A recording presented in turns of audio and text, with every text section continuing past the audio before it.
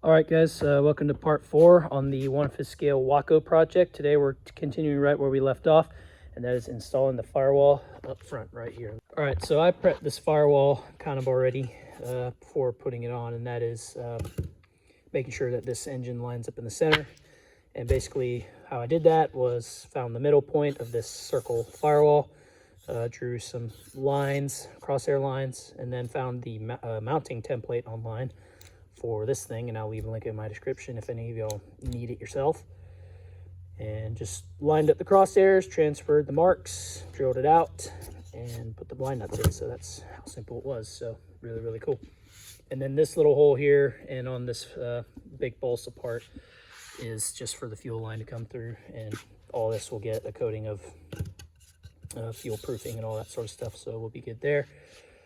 But yes, I think what we're going to do is set this whole thing vertically over on that workbench there and slap a whole bunch of epoxy on it, and we'll be good to go.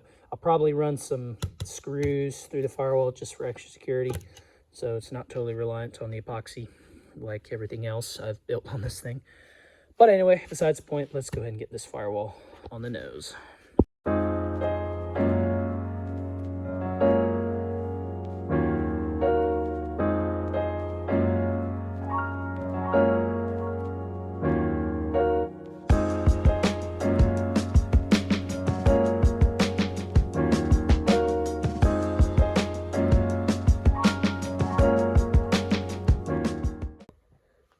All right, so while this firewall is setting, I think what we'll go ahead and do is finish off the tail area here with the tail wheel. This block right here that my dog, unfortunately, again, another piece that my dog got, just goes on here and covers this all up, and we're just going to make it nice and shaped, you know, like this. So, and then there's a fairing that will go here. Now this is not 100%. I think the real one is actually a little bit longer than this, so I'm going to kind of make it a little longer than what the plans say, like lengthwise, like that. But anyway, just to make it all nice and, you know, get a fairing on it and all that sort of stuff. So let's get that installed and carved to shape.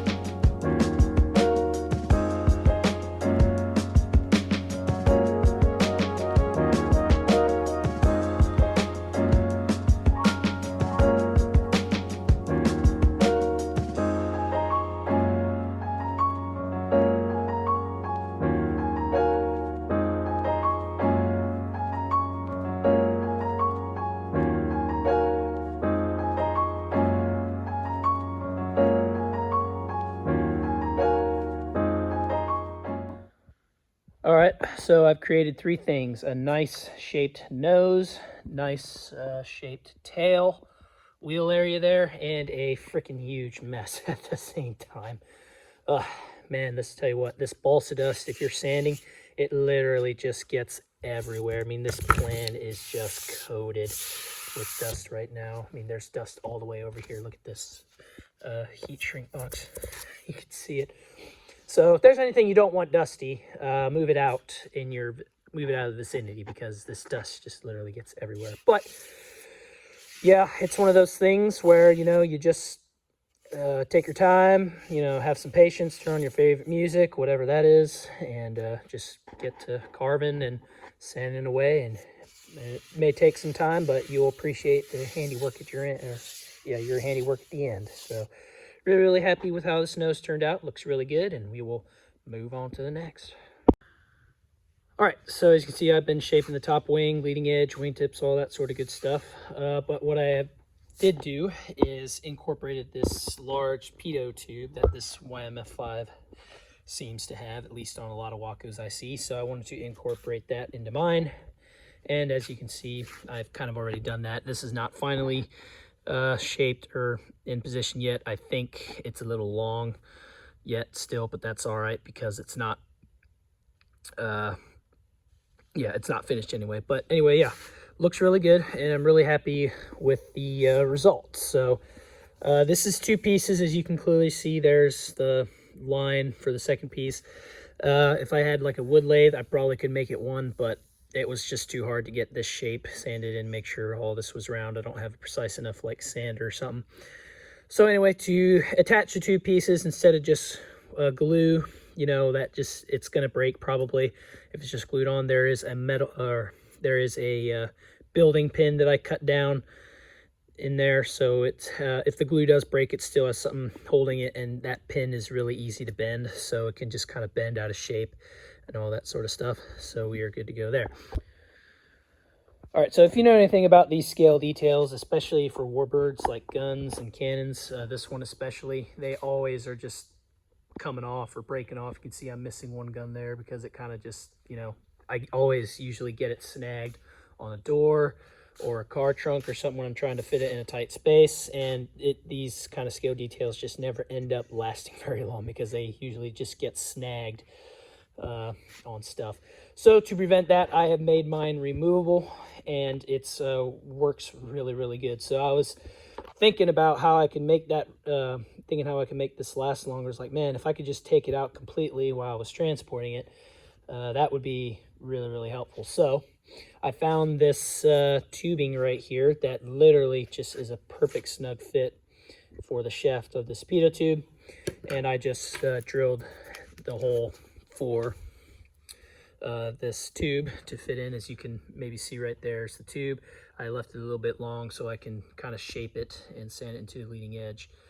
But it works really good. This is epoxied in, and the tube can just, you know, is free to spin around, but it's tight. Like, it's not going anywhere. It's not loose or nothing, but it is able to come right out. So really, really pleased with that. Just being, you know, if I have to break this thing down to take it somewhere, I could just take this off and not have the worry of it getting snagged and getting broken on something. So really, really cool. Really happy how that turned out. I think that will make this scale detail last a whole heck of a lot longer in the long run. So if any of you viewers recall part 3 at the very end, I did mention that I was going with a cowling and wheel pants from Fiberglass Specialties, and I believe that is what is in this box. So let's quit talking and see what's inside. Alrighty, so let's see what's inside the box. Now, I do have one additional item in here that didn't come with the Fiberglass order. These are just 4-inch main wheels. Obviously, we need main wheels for this thing to work, and these are Motion RC Benchcraft brand. Very similar to Sullivan or Dubrows, I think. They may very well be the same thing, maybe just a different brand. Or made in the same place, just a different brand, who knows. But in any case, this is what we're after, and let's get them out. Oh yeah, this is cool.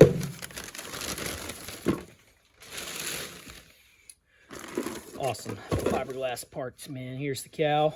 Really nice, lightweight, and really, really stiff compared to the stock cow. And the biggest thing for me is that the blisters are already installed for you. So really, really cool. I don't have to do that, and it's looking awesome. There are some mold lines here that we got to take down, but that is absolutely no problem at all. So looking really, really nice. I just really prefer fiberglass parts compared to ABS counterparts. Like here's the stock one. It's not nearly as stiff, weighs about the same, and the biggest thing is I would have had to put the cow blisters on. Yeah, just not really a big fan of that. So I really just prefer fiberglass parts, cowling, and then for me on my runway, fiberglass wheel pants is almost a must because they are about the stiffest ones out there. And as you can see here, the wheel pants are fiberglass as well, and they're got the distinct WACO shape. They're massive. Number one, they seem really large, but WACO biplanes have really large wheel pants. It makes them look cool, and we got some, so really cool. So yeah, these are really tough. I mean, these wheel pants are stiff, and they're going to be really, really awesome. Once again, the mold lines are there, but that won't be a problem at all. So super cool. Anyway, this Fiberglass Specialties, they make parts for literally almost every kit. I mean, there's a whole list of kit brands that he makes fiberglass parts for. And if you got an old vintage kit, SIG, Top Flight, whatever, doesn't matter. He makes a whole bunch more.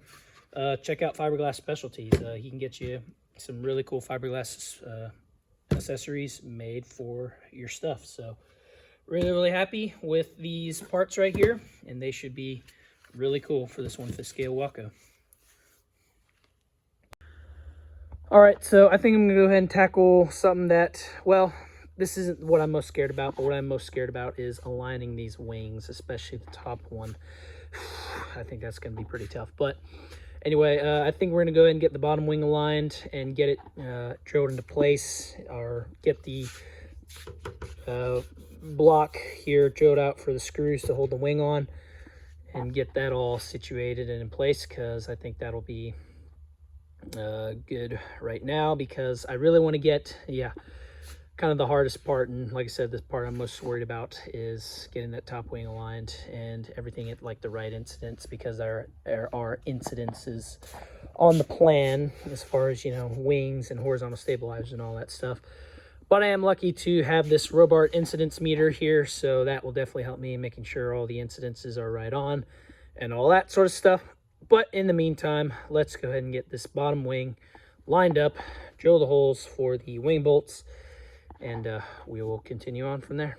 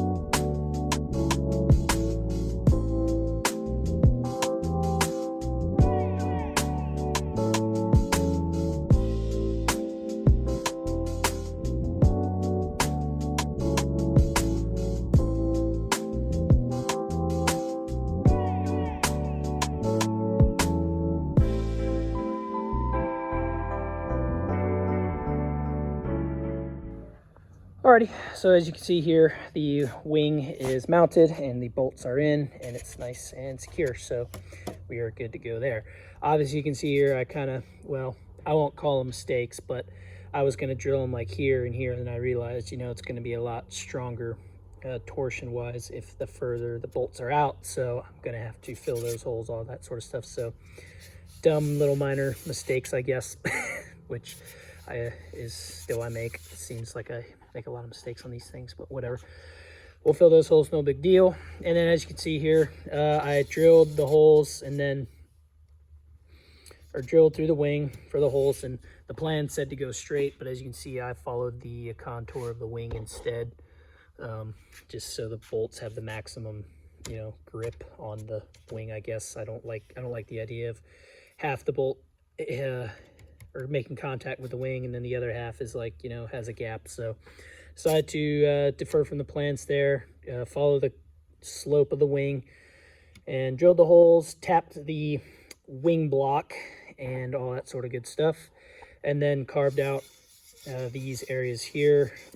Just used a washer as a diagram and carved these out because I don't like these screws coming in contact with soft balsa, which is what this is, and it would just crush and all that sort of stuff. So I got some plywood in there to prevent that, and we are good to go. So awesome. All right, so the question that's probably been on everybody's mind, including myself, has been, where does this thing want to balance? And now that my cow and my wheel pants are here, I think we can get do CG mock-ups now and see where this thing approximately wants to balance. So as you can see, I've got pretty much all the majority of the heaviest parts on the plane, tail wheel, all that sort of good stuff. And I transferred the plan CG here, squared it off to the fuselage crutch here, measured it off, and transferred the marks accordingly. And I think we will, or I think we're good to go there as far as getting a decent approximation where the balance should be. So anyway, much to my big surprise, is this thing actually right now, as it is, tail's pinned, everything is where it sits. The battery, as you can see, is up front here, and my switches are where I want to put them in this compartment area. To my surprise, this thing actually wants to be on the nose heavy side. And I say that now because, or it looks like it bounces perfectly level, maybe slightly nose down. But as you can see, this engine needs to come forward, and you know that's gonna want to move the CG forward, as well as I've been wanting to add a 2-to-1 can exhaust, you know, combine the two pipes into one kind of big muffler silencer can, and then just have one pipe coming out, or maybe two, according to how scale, because the WACO has 2 exhaust pipes, at least full scale does. But anyway, with that exhaust and the engine having to come forward, I actually do think this thing is going to be want to be on the nose heavy side. Pretty much this whole time I thought this thing was going to be tail heavy, and I was going to have to cut holes in this tail. And yeah, I thought this thing was going to be on the tail heavy side, but I'm super shocked. I guess it is pretty shocking to me. I really thought that this thing was going to be tail heavy, because when you look where the wings sit on this fuselage, there's just a whole lot more tail than there is nose. So, you know, to me, it just seemed like it was going to be really on the tail heavy side. But to my surprise, it is on the nose heavy side. So really cool. I predict this battery, after this plane is all said and done, when we start doing or getting where the balance where we want it, is probably going to end up right around here where these switches are. At least that's my prediction. So pretty shocking to me, at least. Maybe not everybody. Maybe they knew that it was going to be balanced nose heavy, but with this configuration, it actually wants to be on the nose heavy side. So I am actually pretty happy about this. It's a lot easier to balance a nose heavy plane as far as adding weight, like for CG, like just dead weight. It is a lot easier to balance a nose heavy plane because it takes a lot less weight because of, you know, a lever effect from where the CG needs to be and where the tail is. It takes a lot less weight. But I'm not saying I'm going to need dead weight. I actually predict that I can get the perfect CG on this without having to add any dead weight, which is always a plus on any airplane, doesn't matter what it is. And so anyway, super happy with where this CG is right now. So after doing that CG mock-up, it really got me curious actually how much, or yeah, how heavy is this thing projecting to be, because I have pretty much the majority of my parts here that are going to weigh the most, besides push rods and all that sort of stuff, and you know, all that stuff. So I took the wings and fuse and a whole bunch of other stuff and measured them all out, and I am super surprised at the weight as well. Previously I thought that this thing was going to be closer to 13, or was going to be 13 to 13.5 pounds, and that was my projected goal. But after weighing the majority of the parts, my new projected is going to be a lot closer to something like 10 to 10.5. Right now, without push rods and slave struts, which is about the only thing I can think about that is not, that I did not include in weighing everything, I get about a little over 9 pounds right here. So, you know, after covering and, you know, obviously more gluing and, you know, just a little bit more hardware and all that sort of stuff, I project this thing, yeah, to be around 10 to 10.5 pounds. So, needless to say, that's a whole lot lighter than I was anticipating this thing to be. And I'm sure that's a really good weight for a biplane this size. So, as far as CG and weight terms go, we are doing really, really well with this project. So, super stoked there. Alrighty guys, so we're gonna go ahead and end part 4 here. I know it doesn't seem like I got a whole lot done on this thing as far as actual steps go, and that's because this weekend I was not able to do anything to this. I had much more important matters to tend to, so this week it was definitely the least amount of work I put into this, just because of other circumstances. So that is the reason why it seems like this part is going to be cut a little bit short, excuse me. And then you're probably wondering what this funky looking thing is on right here, and that is for aligning the top wing and all that sort of stuff, which will be covered in part 5. So that'll give you a little teaser for that as far as what's to come. But yeah, really happy with the progress this thing has taken on so far. And yeah, we'll be on to part 5 sometime next week and all that sort of stuff. And I'm sure you guys will be looking forward to it. But anyway, yeah, that is part 4 on the 1/5 scale WACO project. Remember to like, comment, and subscribe. And once again, make sure you hit that notification bell so you don't miss any future parts on this 1/5 WACO project. So anyway, we will catch you all on the next one.